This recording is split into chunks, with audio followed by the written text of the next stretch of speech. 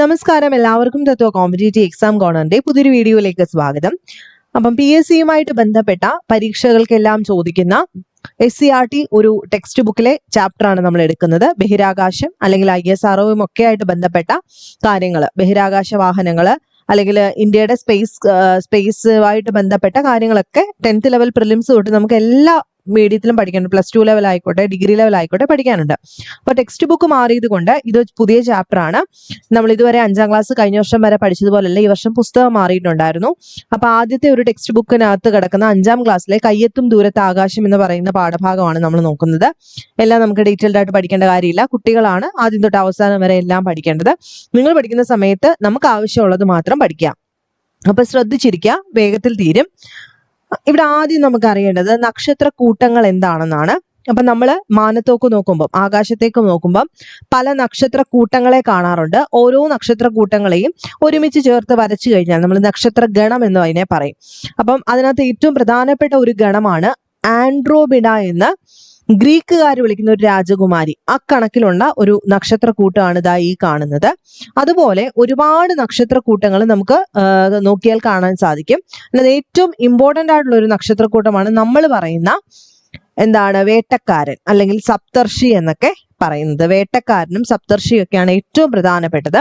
വേട്ടക്കാരൻ എപ്പോഴാണ് ഇത് കാണപ്പെടുന്നത്? വേട്ടക്കാരൻ എന്ന് പറയുന്ന നക്ഷത്ര ഗണം ഡിസംബർ മാസത്തില് സന്ധ്യാസമയത്ത് കിഴക്കൻ ചക്രവാളത്തിൽ, ഇതാണ് ഡിസംബർ മാസം, അതായത് ഈ മാസത്തില് സന്ധ്യയാവുമ്പം നമ്മൾ കിഴക്കൻ ചക്രവാളത്തിൽ കാണുന്ന ഒരു നക്ഷത്ര കൂട്ടത്തിനെയാണ് നമ്മൾ വേട്ടക്കാരൻ എന്ന് വിളിക്കുന്നത്. അപ്പൊ ഇതിനെ നക്ഷത്രങ്ങളെ എല്ലാം കൂടെ തമ്മിൽ യോജിപ്പിച്ചു കഴിഞ്ഞാൽ നമുക്കൊരു വേട്ടക്കാരൻ ഇങ്ങനെ അമ്പ് ചെയ്ത് നിൽക്കുന്നതായിട്ട് ഇതേണ്ടി കണ്ടില്ലേ തോന്നും. അപ്പൊ ഗ്രീക്കുകാര് അവരുടെ ഐതിഹ്യപരമായിട്ട് വേട്ടക്കാരനായിരുന്ന ഓറിയോണിന്റെ പേരാണ് ഈ വേട്ടക്കാരൻ നൽകിയിരിക്കുന്നത്. അപ്പൊ ഓറിയോൺ എന്തുമായിട്ട് ബന്ധപ്പെട്ടിരിക്കുന്ന ഏത് നക്ഷത്രഗണമാണ്? വേട്ടക്കാരന്റെ രൂപമുള്ള നക്ഷത്രഗണമാണ് ഓറിയോൺ എന്ന് പറയുന്നത്. ഏത് മാസം കാണുന്നു? ഡിസംബർ മാസത്തില് സന്ധ്യാസമയത്ത് കിഴക്കൻ ചക്രവാളത്തിൽ കാണുന്ന ഒരു നക്ഷത്ര കൂട്ടമാണ് ഓറിയോൺ എന്നറിയപ്പെടുന്ന വേട്ടക്കാരൻ. അടുത്തത് സപ്തർഷിയാണ്. അപ്പൊ സപ്തർഷി എന്ന് പറയുമ്പോൾ ആദ്യത്തെ പോയിന്റ്, നമുക്ക് ദൂരദർശിനിയുടെ സഹായം ഒന്നും ഇല്ലാതെ തന്നെ, അതായത് ടെലസ്കോപ്പോ അങ്ങനെ ഒന്നുമില്ല, നമ്മുടെ വെറും കണ്ണുകൊണ്ട് നമുക്ക് ഏപ്രിൽ മാസത്തിൽ, ഏത് മാസം? ഏപ്രിൽ മാസത്തില് എവിടെയാ കാണുന്നത്? വടക്കൻ ചക്രവാളത്തിൽ വ്യക്തമായി കാണാൻ കഴിയുന്ന ഒരു നക്ഷത്ര കൂട്ടമാണ് സപ്തർഷി. 7 നക്ഷത്രം, സപ്തം എന്ന് വെച്ച് കഴിഞ്ഞാൽ 7 അല്ലയോ? അപ്പൊ 7 നക്ഷത്രങ്ങളുടെ കൂട്ടം എന്നറിയപ്പെടുന്നത് കൊണ്ട് ഇന്ത്യയിൽ ഇതിനെ സപ്തർഷി എന്നും, എന്നാൽ ഇതിനെ കണ്ടു കഴിഞ്ഞാൽ ഒരു തവി പോലെ ഇരിപ്പുണ്ട് അല്ലെ, തവി പോലെ ഇരിക്കുന്നത് കൊണ്ട് വലിയ തവി എന്നർത്ഥമുള്ള ബിഗ് ഡിപ്പർ എന്ന് യൂറോപ്യൻ രാജ്യങ്ങളും ഇതിനെ വിളിക്കാറുണ്ട്. ഓക്കെ, ഏത് നക്ഷത്ര ഗണത്തിന്റെ ഭാഗമാണെന്ന് ചോദിച്ചാൽ സപ്തർഷി അർസ മേജർ എന്ന് പറയുന്ന നക്ഷത്ര ഗണത്തിന്റെ ഭാഗമായിട്ടാണ് കാണപ്പെടുന്നത്. അപ്പൊ സപ്തർഷി എന്ന് പറഞ്ഞു കഴിഞ്ഞാൽ ഇന്ത്യക്കാരിട്ട പേരാണ്. 7 നക്ഷത്രങ്ങളുടെ കൂട്ടമാണ് സപ്തർഷി. ഇത് ഏപ്രിൽ മാസത്തില് വടക്കൻ ചക്രവാളത്തിൽ വ്യക്തമായി കാണുന്ന നക്ഷത്ര കൂട്ടമാണ്. അതുപോലെ ബിഗ് ഡിപ്പർ, വലിയ തവിയുടെ രൂപമായതുകൊണ്ട് യൂറോപ്യൻ രാജ്യങ്ങൾ ഇതിനെ ബിഗ് ഡിപ്പർ എന്നറിയപ്പെടുന്നുണ്ട്. ഏത് നക്ഷത്രക്കൂട്ടത്തിന്റെ ഭാഗമാണിത്? അർസ മേജറിന്റെ ഭാഗമാണ്. അപ്പൊ പ്രധാനപ്പെട്ട 2 നക്ഷത്ര ഗണങ്ങളെ പറ്റി നമ്മൾ പഠിച്ചു. ഏത് മാസം കാണുന്നതാണെന്ന് നമ്മൾ പഠിച്ചു. അപ്പൊ അത് ഓക്കെ ആണല്ലോ. ഈ കൂട്ടത്തിൽ തന്നെ അവരോട് പറഞ്ഞിട്ടുണ്ട് എന്താണ് ആകാശം. നമ്മൾ പറയാറുണ്ട് എന്താണ് ആകാശം എന്ന് പറയുന്നത്? ഭൂമിയുടെ അന്തരീക്ഷത്തിലാണ് പക്ഷികളും മറ്റ് വിമാനങ്ങളും ഒക്കെ പറക്കുന്നത്. അപ്പൊ ഭൂമിയുടെ അന്തരീക്ഷത്തിന് പുറത്തുള്ള വായുരഹിതമായുള്ള ഒരു സ്ഥലമുണ്ട്, അതാണ് ബഹിരാകാശം അല്ലയോ? ഭൂമിയുടെ അന്തരീക്ഷ പാളികൾ നമ്മൾ പഠിക്കാറുണ്ട്. അപ്പൊ അന്തരീക്ഷത്തിന് പുറത്ത് ഈ വായു ഒന്നുമില്ല, അങ്ങനെയുള്ള സ്ഥലത്തിനെ നമ്മൾ എന്ത് വിളിക്കും? ബഹിരാകാശം എന്ന് വിളിക്കും അല്ലയോ? അവിടെ പ്രത്യേകിച്ച് എന്തില്ല? സുനിത വില്യംസ് ഒക്കെ പറന്നല്ലേ നടക്കുന്നത്. അവിടെ എന്തില്ല? വായു ഇല്ല. വായു ഇല്ലാത്തതുകൊണ്ട് തന്നെ ഒന്നും പറ്റില്ല അല്ലയോ? അതുകൊണ്ട് ഭൂഗരുത്വാകർഷണം ഉണ്ടോ? ഇല്ല. ഭൂമിയുടെ ആകർഷണം ഇല്ലാത്തത് കൊണ്ട് നമുക്ക് ഒരിടത്ത് സ്റ്റേബിൾ ആയിട്ട് നിൽക്കാനോ ഇരിക്കാനോ ഒന്നും സാധിക്കത്തില്ല. ഈ പറയുന്ന ചന്ദ്രനും സൂര്യനും എല്ലാം തന്നെ എന്താണ്? ബഹിരാകാശത്താണ് കാണപ്പെടുന്നത് ആണല്ലോ. അപ്പൊ ഇത്രയും കാര്യങ്ങളാണ് ഈ ഒരു സെക്ഷനിൽ പഠിക്കാനുള്ളത്. പിന്നെ ഇവിടെ കൊടുത്തിട്ടുണ്ട് ചന്ദ്രൻ ഭൂമിയിൽ നിന്നും എത്ര കിലോമീറ്റർ അകലെ? ഭൂമിയിൽ നിന്നും 3.84 ലക്ഷം കിലോമീറ്റർ അകലെയാണ് ചന്ദ്രൻ സ്ഥിതി ചെയ്യുന്നത്. ചന്ദ്രൻ ആരാണ്? ഉപഗ്രഹമാണെന്ന് നമുക്കറിയാം അല്ലയോ? ഭൂമിയുടെ ഉപഗ്രഹമാണ് ചന്ദ്രൻ. അപ്പൊ ഭൂമി 50 ചന്ദ്രനെ ഉൾക്കൊള്ളുന്ന വലിപ്പമാണ്. അപ്പൊ ചന്ദ്രൻ ഏകദേശം ഭൂമിയിൽ നിന്നും 3.84 ലക്ഷം കിലോമീറ്റർ ആണ്. ഇനി വലിപ്പത്തിൽ നോക്കുവാണെങ്കിൽ 50 ചന്ദ്രൻ കൂട്ടിച്ചേർത്താൽ എത്രയുണ്ടോ അതാണ് നമ്മുടെ ഭൂമി എന്ന് പറയുന്നത്. ഇനി ഭൂമിയിൽ നിന്നും 13 ലക്ഷം 15 കോടി കിലോമീറ്റർ അകലെയാണ് സൂര്യൻ ലൊക്കേറ്റ് ചെയ്തിരിക്കുന്നത്. 15 കോടി കിലോമീറ്റർ, ഏകദേശം ഒരു 13 ലക്ഷം ഭൂമിയെ ഉൾക്കൊള്ളുന്ന വലിപ്പമാണ് ഒരു നക്ഷത്രമായ സൂര്യന് ഉള്ളത്. അതുപോലെ ആൽഫ സെന്റോറി എന്ന് പറയുന്ന ഒരു നക്ഷത്രത്തിനെ പറ്റിയിട്ട് പറയുന്നുണ്ട്. ഏകദേശം ഒരു 16 ലക്ഷം ഭൂമിയെ ഉൾക്കൊള്ളുന്ന വലിപ്പമുള്ള ഒരു നക്ഷത്രമാണ് ആൽഫ സെന്റോറി. ഭൂമിയിൽ നിന്നും ഏകദേശം 40 കോടി കിലോമീറ്റർ അകലെയാണ് ഇത് കാണപ്പെടുന്നത്. അപ്പം സൂര്യൻ എന്ന് പറയുന്നത് ഗ്രഹമല്ലെന്ന് നമ്മൾ പഠിച്ചിട്ടുണ്ടല്ലോ. ശരിക്കും അതൊരു നക്ഷത്രമാണെന്ന് തന്നെയാണ് നമ്മൾ പറയപ്പെടുന്നത്, ആണല്ലോ. ഇനി നോക്കിക്കേ, അടുത്ത നമുക്കറിയാനുള്ളത് ഇവിടെ ബഹിരാകാശ നിലയത്തെ പറ്റിയിട്ട് പറയുന്നുണ്ട്. അതിന്റെ ഡെഫിനിഷൻ ഒന്നും നമുക്ക് ആവശ്യമില്ല, എന്തായാലും അത് ചോദിക്കാനും പോകുന്നില്ല. സ്പേസ് സ്റ്റേഷൻ എന്നാണെന്ന് എല്ലാവർക്കും അറിയാം. നിരീക്ഷണങ്ങളൊക്കെ സ്പേസിൽ ചെയ്യാൻ വേണ്ടിയിട്ട് അവിടെ എന്താണ് സ്ഥാപിക്കപ്പെട്ടിരിക്കുന്ന ഒരു ലബോറട്ടറിയാണ്, സ്പേസിലുള്ള ഒരു ലബോറട്ടറിയാണ് എന്തെന്ന് പറയുന്നത് ബഹിരാകാശ നിലയം എന്ന് പറയുന്നത്. നമ്മുടെ രാജ്യത്തിലുള്ളവരും അവിടെ പോയിട്ടുണ്ട്, അല്ലയോ, പരീക്ഷണങ്ങളൊക്കെ നടത്താൻ വേണ്ടിയിട്ട്. നാസ, ISRO അല്ലെങ്കിൽ ESA പോലെയുള്ള എല്ലാ അന്താരാഷ്ട്ര സ്പേസ് ഏജൻസികളിൽ നിന്നും ആൾക്കാരെ വിടുന്നത് എവിടേക്കാണ്? നമ്മുടെ ഈ സ്പേസ് സ്റ്റേഷനിലേക്കാണ്. ഇനി അടുത്ത ചന്ദ്രനെ പറ്റിയിട്ടാണ് അവിടെ പറയുന്നത്. ചന്ദ്രൻ എന്ന് പറയുന്നത് ഭൂമിയുടെ ഏറ്റവും അടുത്തുള്ള ആകാശഗോളമാണ്, ആണല്ലോ. ഏറ്റവും അടുത്ത് ഭൂമിയിൽ കാണപ്പെടുന്ന ആകാശഗോളം ചന്ദ്രനാണ്. ചന്ദ്രന് സ്വയം പ്രകാശിക്കാൻ കഴിയുമോ? ഇല്ല. ഭൂമി എന്ന ഗ്രഹത്തെ ചന്ദ്രൻ ചുറ്റിക്കൊണ്ടിരിക്കുന്നു. അപ്പൊ ഗ്രഹങ്ങളെ ചുറ്റുന്നതിനെ നമ്മൾ എന്ത് വിളിക്കും? ഉപഗ്രഹം എന്ന് വിളിക്കും, ആണല്ലോ. ഗ്രഹത്തെ ചുറ്റുന്ന എന്താണോ ഉള്ളത്, ആകാശഗോളമാണോ ഉള്ളത്, അതിനെ നമ്മൾ വിളിക്കും ഉപഗ്രഹം എന്ന് വിളിക്കും. അപ്പൊ ഭൂമിയെ ചുറ്റുന്ന ആളാണ് ചന്ദ്രൻ. അതുകൊണ്ട് തന്നെ ചന്ദ്രൻ ആരാണ്? ഭൂമിയുടെ ഉപഗ്രഹമാണെന്ന് പറയാം. അതുപോലെ സൂര്യപ്രകാശം ചന്ദ്രനിൽ തട്ടി പ്രതിഫലിക്കുമ്പോഴാണ് നമ്മൾ ചന്ദ്രന്റെ പ്രകാശം കാണുന്നത്. അല്ലാതെ ചന്ദ്രന് സ്വയം പ്രകാശിക്കാനുള്ള കഴിവ് ഇല്ല. ഇനി നോക്കിയേ, ഭൂമിയുടെ ഏറ്റവും അടുത്ത് സ്ഥിതി ചെയ്യുന്ന നക്ഷത്രം ഏതാ? സൂര്യനാണ്. ഏറ്റവും അടുത്ത് സ്ഥിതി ചെയ്യുന്ന നക്ഷത്രം സൂര്യനാണ്. അതുപോലെ സൂര്യനെ പോലെ ഒരുപാട്, ഇപ്പൊ നമ്മൾ ആൽഫ സെന്റോറി എന്ന് പറഞ്ഞില്ലേ, അതുപോലെ തന്നെ ഒരുപാട് കോടിക്കണക്കിന് നക്ഷത്രങ്ങൾ പ്രപഞ്ചത്തിലുണ്ട്. സൂര്യനെ പോലെ തന്നെയുണ്ട്. ആ കൂട്ടത്തിൽ നമുക്ക് ഏറ്റവും അടുത്തുള്ളത് സൂര്യനാണ്, ആണല്ലോ. അപ്പൊ നക്ഷത്രങ്ങളുണ്ട്, അവയെ ചുറ്റുന്ന ഗ്രഹങ്ങള്, അതിനെ ചുറ്റുന്ന ഉപഗ്രഹങ്ങള്, അങ്ങനെ പല കാര്യങ്ങൾ ചേർന്നതാണ് എന്തെന്ന് പറയുന്നത് നമ്മുടെ സൗരയൂഥം എന്ന് പറയുന്നത്. അപ്പൊ സ്വയം പ്രകാശിക്കുന്ന ആകാശഗോളം നക്ഷത്രം. എന്താണ് ആ നക്ഷത്രത്തിന്റെ ഡെഫിനിഷൻ? സ്വയം പ്രകാശിക്കുന്ന അവർക്ക് കഴിയും. ഇപ്പൊ സൂര്യൻ ഉൾപ്പെടുന്ന എല്ലാ നക്ഷത്രങ്ങൾക്കും എന്തിനുള്ള കഴിവുണ്ട്? സ്വന്തമായി പ്രകാശിക്കാനുള്ള കഴിവുണ്ട്. എന്നാൽ ഗ്രഹങ്ങൾക്കും ഉപഗ്രഹങ്ങൾക്കും സ്വയം പ്രകാശിക്കാനുള്ള കഴിവുണ്ടോ? ഇല്ല. അപ്പൊ അവയിൽ പതിക്കുന്ന പ്രകാശം പ്രതിഫലിക്കുന്നതുകൊണ്ടാണ് നമുക്ക് എന്ത് തോന്നുന്നത്? അതൊക്കെ പ്രകാശിക്കുന്നതായിട്ട് തോന്നുന്നത്. അപ്പൊ ആകാശത്ത് നമ്മൾ നോക്കിയാൽ ഗ്രഹങ്ങളെയും അതുപോലെ നമ്മുടെ നക്ഷത്രങ്ങളെയും തിരിച്ചറിയാനുള്ള ഏറ്റവും നല്ല മാർഗം എന്താ? ആകാശം നോക്കുന്ന സമയത്ത് മിന്നുന്നതെല്ലാം നക്ഷത്രങ്ങൾ, എന്നാൽ മിന്നാതെ പ്രകാശിച്ചു നിൽക്കുന്നതെല്ലാം ഗ്രഹങ്ങളാണ്. കാരണം നക്ഷത്രങ്ങളിൽ നിന്നും പ്രകാശം വന്ന് ഗ്രഹത്തിൽ വീഴുമ്പോഴാണ് നമുക്ക് ഗ്രഹങ്ങൾ പ്രകാശിക്കുന്നതായിട്ട് തോന്നുന്നത്. അപ്പൊ ഒരിക്കലും അത് മിന്നത്തില്ല. മറ്റതിൽ നിന്ന് കത്തിക്കൊണ്ടിരിക്കുന്നത് കൊണ്ട് അത് മിന്നുകയും കെടുകയൊക്കെ ചെയ്യുന്നതായിട്ട് നമുക്ക് തോന്നും. ഓക്കെ, അത് നക്ഷത്രങ്ങള്. മിന്നാതെ നിൽക്കുന്ന എല്ലാ ഗ്രഹങ്ങളുമാണ്. അപ്പൊ ഭൂമിയുടെ ഏറ്റവും അടുത്ത് സ്ഥിതി ചെയ്യുന്ന നക്ഷത്രം സൂര്യൻ. അതുപോലെ ഭൂമിയുടെ ഉപഗ്രഹം ഏതാണ്? ചന്ദ്രനാണ്. ചന്ദ്രനെ ഭൂമിയുടെ ഉപഗ്രഹമായിട്ട് കാണാൻ കാരണം എന്താ? ഭൂമിയെ ചുറ്റുന്നത് കൊണ്ടാണ്. അപ്പം ഗ്രഹങ്ങളെ ചുറ്റുന്നതാണ് ഉപഗ്രഹങ്ങൾ എന്ന് പറയുന്നത്. ചന്ദ്രൻ സ്വയം പ്രകാശിക്കാൻ കഴിവില്ലാത്ത ഒരു ഉപഗ്രഹമാണ്. അല്ലെങ്കിൽ എല്ലാ ഉപഗ്രഹങ്ങൾക്കും സ്വയം പ്രകാശിക്കാൻ കഴിവില്ല. അത് നക്ഷത്രങ്ങൾക്ക് മാത്രമേ ഉള്ളൂ. ഇനി ഇപ്പൊ സൗരയൂഥത്തിലേക്ക് പോകാം. സൗരയൂഥത്തിലേക്ക് പോകുന്ന സമയത്ത് നമ്മൾ ഇപ്പോൾ ഓൾറെഡി പറഞ്ഞു, അല്ലയോ, സൂര്യനെ ചുറ്റുന്ന ഗ്രഹങ്ങൾ, മറ്റു ഉപഗ്രഹങ്ങൾ, അനേകം വസ്തുക്കൾ, ആകാശഗോളങ്ങൾ എല്ലാം കൂടെ ചേരുന്നതാണ് നമ്മുടെ സോളാർ സിസ്റ്റം എന്ന് പറയുന്നത്. അപ്പം ഈ ചന്ദ്രൻ ഭൂമിയെ ചുറ്റുന്നതും അല്ലെങ്കിൽ ഭൂമി സൗരയൂഥത്തിലെ മറ്റു ഗോളങ്ങളെ ചുറ്റുന്നതും ഒക്കെ ഉള്ള ഒരു പാത്തുണ്ട്. ആ പാത്തിനെ നമ്മൾ എന്താ വിളിക്കുന്നത്? ഓർബിറ്റ് എന്ന് വിളിക്കും, അല്ലയോ. ഓർബിറ്റ് എന്നാ വിളിക്കുന്നത്. അപ്പൊ ഭൂമി സൂര്യനെ ചുറ്റുന്നത് അല്ലെങ്കിൽ ചന്ദ്രൻ ഭൂമിയെ ചുറ്റുന്നതൊക്കെ ഒരു പർട്ടിക്കുലർ സഞ്ചാര പാതയിലൂടെയാണ്. ആ പാതയെ നമ്മൾ വിളിക്കും പരിക്രമണ പഥം അഥവാ ഓർബിറ്റ് എന്ന് വിളിക്കും. ഇനി നമുക്കറിയാം സൗരയൂഥത്തില് 8 ഗ്രഹങ്ങളാണ് നിലവിലുള്ളത്. സൂര്യന് ഏറ്റവും അടുത്ത ഗ്രഹമാണ് ബുധൻ, അല്ലയോ. സൂര്യൻ ഏറ്റവും അടുത്തതാണ് ബുധൻ. അതിനുശേഷം സൂര്യനോട് തൊട്ടടുത്തിരിക്കുന്നത് ശുക്രനാണ്. നമ്മുടെ സ്ഥാനം എത്രയാ? 3-ാമതാണ്, അല്ലയോ. അപ്പൊ 3-ാമത്തെ സ്ഥാനം, സൂര്യനോട് 3-ാം സ്ഥാനത്ത് നിൽക്കുന്ന ആളാണ് ഭൂമി. അതിനുശേഷം ചൊവ്വ, ദെൻ വ്യാഴം, ശനി, യുറാനസ്, നെപ്റ്റ്യൂൺ. ഇത്രയുമാണ് സൗരയൂഥത്തിലുള്ള പ്രധാനപ്പെട്ട ഗ്രഹങ്ങൾ എന്ന് പറയുന്നത്. സൂര്യൻ അടുത്ത് നിൽക്കുന്നത് ബുധൻ, ഏറ്റവും അടുത്ത നെപ്റ്റ്യൂൺ ആണ്. നമ്മുടെ സ്ഥാനം 3-ാമതാണ്. ഇനി നോക്കാം, ഇനി താഴോട്ട് വരുന്ന സമയത്ത് കൃത്രിമ ഉപഗ്രഹങ്ങൾ. എന്താണ് കൃത്രിമ ഉപഗ്രഹം? നമ്മളിപ്പം ഡെയിലി കാണുന്നതാണ്, അല്ലെ, സാറ്റലൈറ്റ്സ് അയക്കാറുണ്ട്. അപ്പം എന്താണ് കൃത്രിമ ഉപഗ്രഹങ്ങൾ? ഉപഗ്രഹം നമ്മൾ പറഞ്ഞു, അല്ലയോ. അത് നമ്മളൊന്നും ഉണ്ടാക്കിയതല്ലല്ലോ ചന്ദ്രനെ. അപ്പം പണ്ട് തൊട്ടേ സൃഷ്ടിച്ചിരിക്കുന്ന സാധനമാണ് ചന്ദ്രൻ. അത് നമ്മൾ ആരും ഉണ്ടാക്കിയതല്ല. എന്നാൽ നമ്മുടെ കാര്യങ്ങൾ നടപ്പിലാക്കാൻ വേണ്ടിയിട്ടും അല്ലെങ്കിൽ നമുക്ക് കാര്യങ്ങളൊക്കെ പഠിക്കാൻ വേണ്ടിയിട്ടും നമുക്ക് കൃത്രിമമായിട്ട് ഉപഗ്രഹങ്ങൾ നിർമ്മിച്ച് ബഹിരാകാശത്തേക്ക് അയക്കാം. അതിനെയാണ് നമ്മൾ കൃത്രിമ ഉപഗ്രഹം എന്ന് വിളിക്കുന്നത്. അപ്പം നമുക്കൊരു കാര്യം അറിയണമെങ്കിൽ, ഒരു ക്യാമറയൊക്കെ ഘടിപ്പിച്ചിട്ട് ഭൂമിയുടെ ചിത്രം എടുക്കണമെങ്കിൽ നമ്മൾ ഒരാളെ ഉണ്ടാക്കി മുകളിലേക്ക് വിടണം ആണല്ലോ. അപ്പൊ ക്യാമറയും മറ്റു നിരവധി ഉപകരണങ്ങളും ഘടിപ്പിച്ച ചില യന്ത്ര സംവിധാനങ്ങൾ മനുഷ്യർ നിർമ്മിച്ചിട്ട് ബഹിരാകാശത്തേക്ക് അയച്ചിട്ടുണ്ട്. അത് നമ്മുടെ ഭൂമിയെ സദാ ചുറ്റിക്കൊണ്ടിരിക്കുന്നുണ്ട്. ഇതാണ് മനുഷ്യൻ നിർമ്മിച്ച കൃത്രിമ ഉപഗ്രഹം അഥവാ ആർട്ടിഫിഷ്യൽ സാറ്റലൈറ്റ് എന്ന് പറയുന്നത്. അപ്പം ഇത്തരം ഒന്നാണ് GPS. നമ്മുടെ ഇത്തരം കൃത്രിമ ഉപഗ്രഹങ്ങളാണ് GPS പോലെയുള്ള സംവിധാനം. നമ്മൾ എവിടെ നിൽക്കുന്നു, നമുക്ക് ഡയറക്ഷൻ കാണിച്ചു തരുന്നു. ഇതൊക്കെ നടപ്പിലാക്കുന്നത് കൃത്രിമ ഉപഗ്രഹങ്ങളിലൂടെയാണെന്ന് അറിയാം. ഇതൊക്കെ എല്ലാവർക്കും അറിയാവുന്ന കാര്യങ്ങളാണ്. ഇനി ഇതൊക്കെ പിള്ളേർക്ക് പഠിക്കാനുള്ളതാണ്. എന്തിനൊക്കെ സഹായിക്കുന്നതൊന്നും നിങ്ങളോട് ചോദിക്കില്ല. ഇനി നിങ്ങളോട് ചോദിക്കാൻ പോകുന്നത് ഇത് ചോദിക്കാൻ സാധ്യതയുണ്ട്. ഇന്ത്യയുടെ കൃത്രിമ ഉപഗ്രഹങ്ങളും അവയുടെ പ്രധാനപ്പെട്ട ഉപയോഗങ്ങളും. ഇൻസാറ്റ് എന്തിനു വേണ്ടിയിട്ടാണ് വന്നത്? ഇൻസാറ്റ് എന്ന് പറയുന്ന കൃത്രിമ ഉപഗ്രഹം വാർത്താവിനിമയത്തിന് വേണ്ടിയിട്ടാണ് തുടങ്ങിയത്. ഇൻസാറ്റ് എന്തിനാണ്? വാർത്താവിനിമയത്തിന് വേണ്ടിയിട്ടാണ്. എഡ്യൂസാറ്റ് എന്തിനു വേണ്ടിയിട്ടാണ് അയച്ചത്? വിദ്യാഭ്യാസത്തിന് വേണ്ടിയിട്ട്, എഡ്യൂക്കേഷന് വേണ്ടിയിട്ടും. IRNSS എന്ന് പറയുന്നത് നമ്മുടെ ഡയറക്ഷൻ നിർണ്ണയിക്കാൻ, ഗതി നിർണ്ണയത്തിന് വേണ്ടിയിട്ടും. കാർട്ടോസാറ്റ് എന്ന് പറയുന്നത് ഭൗമ നിരീക്ഷണത്തിന് വേണ്ടി, ഭൂമിയെ നിരീക്ഷിക്കാനാണ് കാർട്ടോസാറ്റ് എന്ന് പറയുന്ന കൃത്രിമ ഉപഗ്രഹം വിട്ടത്.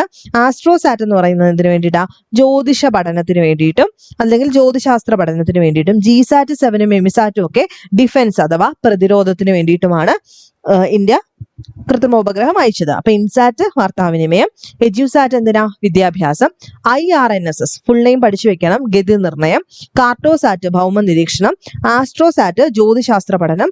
ജിസാറ്റ് അഥവാ എമിസാറ്റ് പ്രതിരോധത്തിന് വേണ്ടിയിട്ടും. അപ്പൊ ഇത് ചോദിക്കാറുണ്ട്. നെക്സ്റ്റ് നമ്മൾ IRNSS എന്ന് പറയുന്നതിന്റെ ഫുൾ നെയിം എന്താണ്? Indian regional navigation satellite system. Indian regional navigation satellite system ആണ്. അപ്പൊ GPS പോലെ തന്നെ നമുക്ക് GPS പകരമായിട്ട് ഇന്ത്യ തദ്ദേശീയമായിട്ട് വികസിപ്പിച്ചു എന്ന് വെച്ച് കഴിഞ്ഞാൽ എന്താ? സ്വന്തമായിട്ട് ഇന്ത്യ വികസിപ്പിച്ച ഒരു സ്വതന്ത്ര പ്രാദേശിക ഗതിനിർണ്ണയ ഉപഗ്രഹ സംവിധാനമാണ് Indian regional navigation satellite system എന്ന് പറയുന്നത്. അപ്പൊ ഇന്ത്യ സ്വന്തമായിട്ട് ഉണ്ടാക്കിയ GPS സമാനമായ സംവിധാനം ഏതാണ്? IRNSS. എന്താ full name? Indian regional navigation satellite system.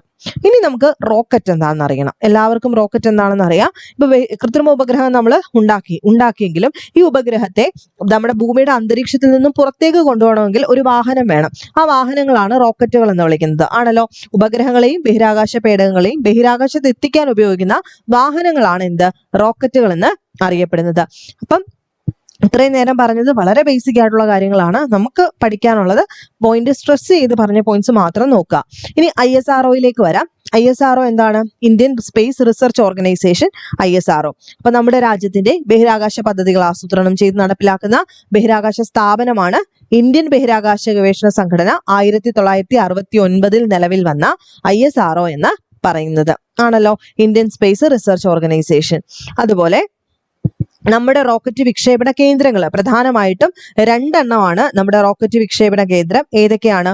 ഒന്ന് തുമ്പയിലാണ്, തുമ്പ റോക്കറ്റ് വിക്ഷേപണ കേന്ദ്രം. അത് കേരളത്തിലെ തിരുവനന്തപുരം ജില്ലയിലാണ്.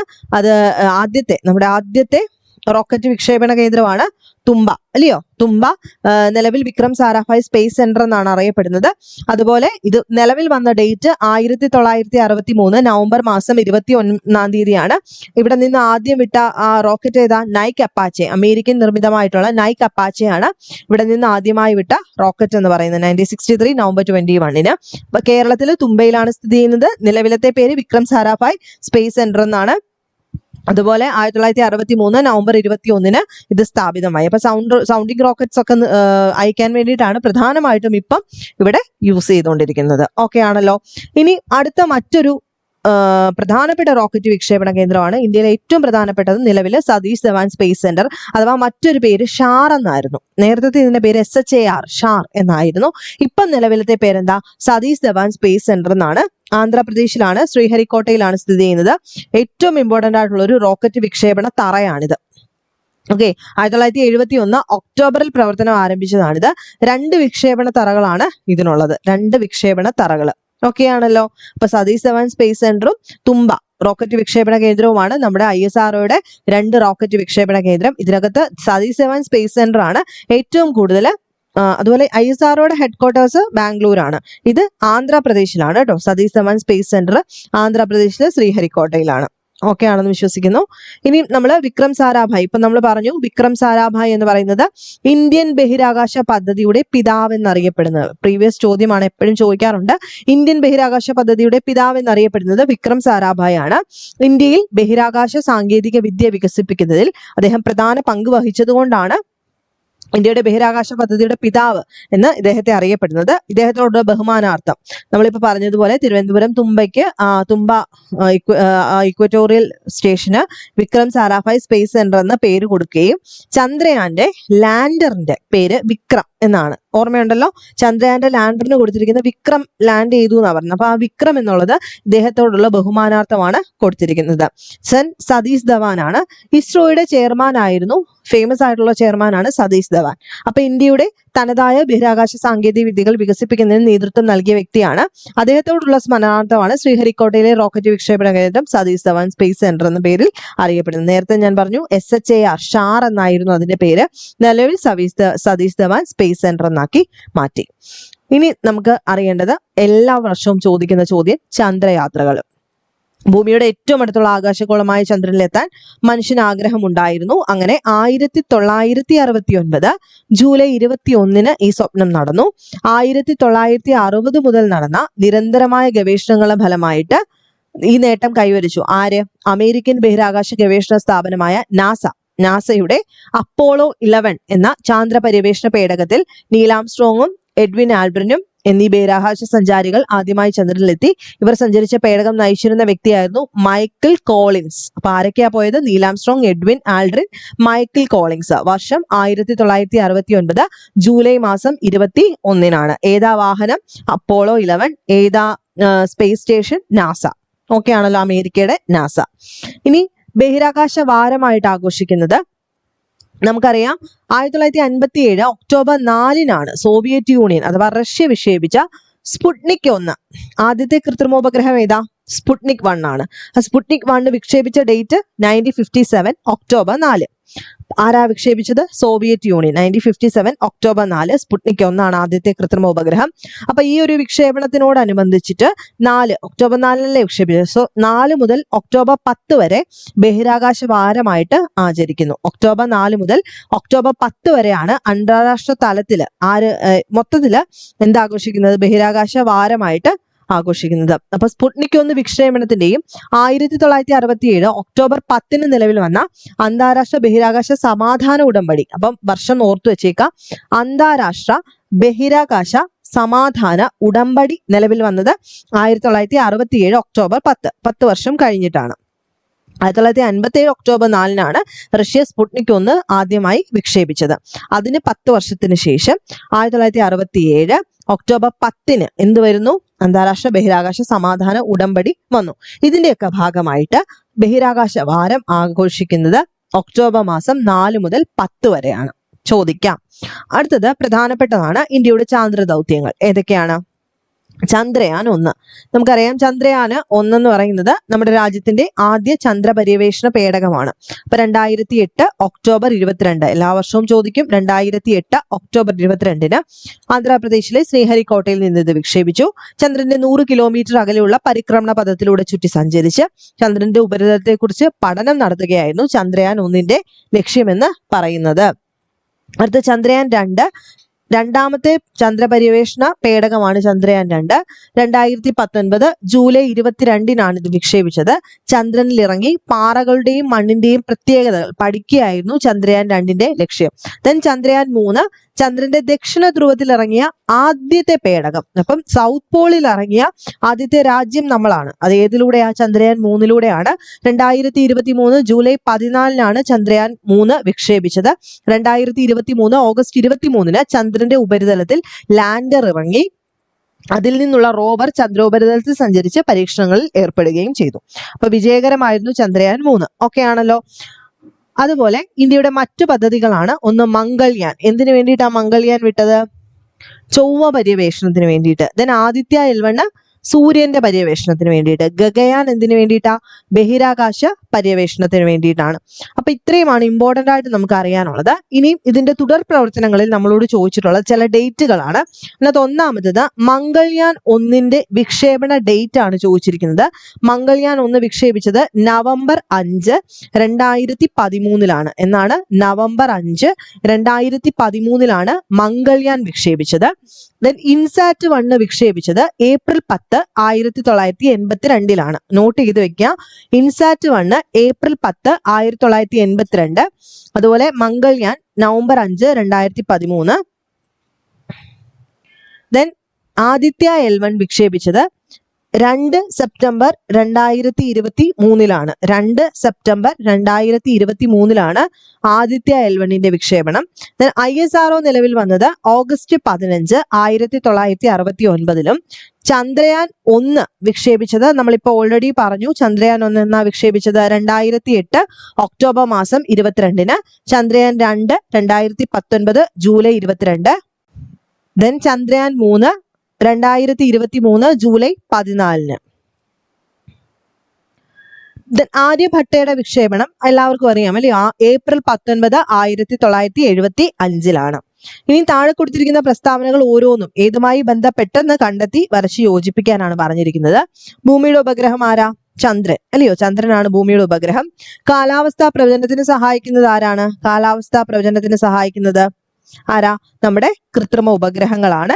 കൃത്രിമ ഉപഗ്രഹങ്ങളെ ബഹിരാകാശത്ത് എത്തിക്കാൻ ഉപയോഗിക്കുന്നത് ആരെയാ? റോക്കറ്റിനെയാണ്. ഗ്രഹങ്ങളെ ചുറ്റിക്കൊണ്ടിരിക്കുന്ന ആകാശ വസ്തുക്കളെയാണ് നമ്മൾ എന്ത് വിളിക്കുന്നത്? ഉപഗ്രഹം എന്ന് വിളിക്കുന്നത്. സ്വയം പ്രകാശിക്കുന്നത് നക്ഷത്രങ്ങൾ അഥവാ ഈ കൂട്ടത്തിൽ സൂര്യനാണ്. സംശയമില്ലല്ലോ. ദെൻ ഒരു പദപ്രശ്നമാണ് നമ്മളോട് ചോദിച്ചിട്ടുള്ളത്. പദപ്രശ്നത്തിൽ ചന്ദ്രനിലേക്ക് വനിതകളെ കൂടി അയക്കാനുള്ള നാസയുടെ ആദ്യത്തെ ദൗത്യത്തിന്റെ പേരെന്താണെന്നാണ് ചോദ്യം. അപ്പൊ ഇവിടെയാണ് എഴുതേണ്ടത് ആർട്ടമിസ് 2 എന്നാണ് പേര്. എന്താണ്? ആർട്ടമിസ് 2 എന്നാണ്. 2ഉം 1ഉം ഒക്കെ ഉണ്ട് കേട്ടോ. 1 ആണ് ആദ്യത്തേത്, 2ഉം 3ഉം ഒക്കെ ഉണ്ട് പിന്നീട്. അപ്പൊ ചന്ദ്രനിലേക്ക് വനിതകളെ കൂടി അയക്കാനുള്ള നാസയുടെ ആദ്യത്തെ ദൗത്യം ഏതാണ്? ആർട്ടമിസ് ആണ്. ആർട്ടമിസ്. അതുപോലെ ആദ്യത്തെ കൃത്രിമ ഉപഗ്രഹം ഏതാണ്? സ്പുട്നിക് 1 അല്ലയോ? ആദ്യത്തെ കൃത്രിമ ഉപഗ്രഹം സ്പുട്നിക് 1 ആരയച്ചു? റഷ്യ അയച്ചതാണ്. അതുപോലെ ഒരു ആദ്യ ഇറ്റാലിയൻ ജ്യോതിശാസ്ത്രജ്ഞൻ ഇവിടെ ഗാ കൊടുത്തിട്ടുണ്ട്. അപ്പൊ എല്ലാവർക്കും അറിയാം ഗലീലിയോയാണ്.